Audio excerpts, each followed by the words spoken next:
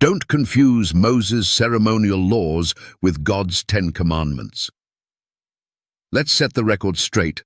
Moses is not God, and the 10 Commandments are not the same as the law of Moses. But the modern pulpit, the careless theologian, and the convenient skeptic have all made the same fatal error. They confuse God's eternal law with Moses' temporary ordinances. And in doing so, they trample the 4th commandment, spit on God's Sabbath, and call it abolished. Shame on them. Yes, Moses wrote laws. Yes, those laws were nailed to the cross. Yes, they were part of the old covenant that passed away. But hear me clearly. God's 10 Commandments were not written by Moses. They were written by God's own finger. Exodus 31:18 declares, "He gave unto Moses 2 tables of testimony, tables of stone, written with the finger of God." Deuteronomy 10:2 confirms, "I will write on the tablets the words that were on the first tablets, which you broke, and you shall put them in the ark." But what about Moses' law? It was written in a book, not in stone. It was placed beside the ark, not inside it. Deuteronomy 31:26. That's a clear separation. One was divine, the other humanly administered. To confuse the two is to confuse the holy with the symbolic, the eternal with the temporary, the moral with the ceremonial. Let's be honest. Pastors and priests love to blur this line. Why? Because if they convince you the Sabbath was nailed to the cross, they can justify Sunday worship. If they lump God's law in with the feasts, the sacrifices, and the ordinances, they can declare them all obsolete. But you can't throw out the 4th commandment without also throwing out the other 9. So I ask you, Pastor, did the cross make it okay to murder? Did grace give us permission to commit adultery?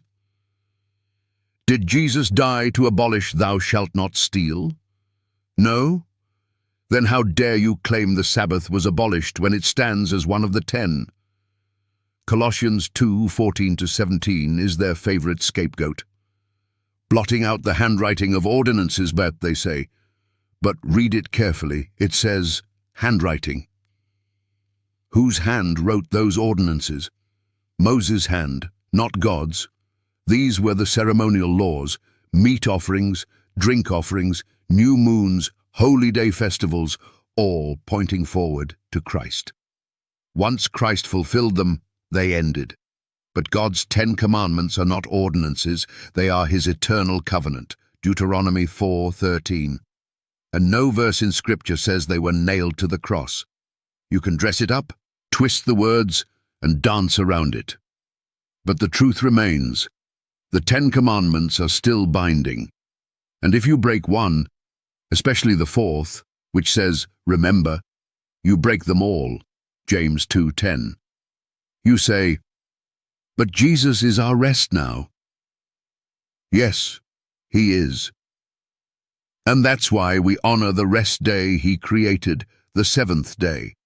Not a Roman substitute, not a man-made invention. To reject the 10 Commandments and call them Moses' law is to reject the very character of God.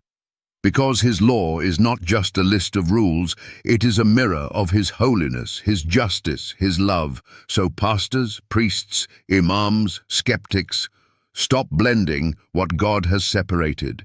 Stop using Moses to silence the voice of God. Stop confusing the ceremonial with the moral. Because when you twist Scripture to abolish the Sabbath, you don't just rewrite doctrine, you defy the lawgiver himself. The ceremonial law was a shadow. The 10 Commandments are light. Don't confuse the two.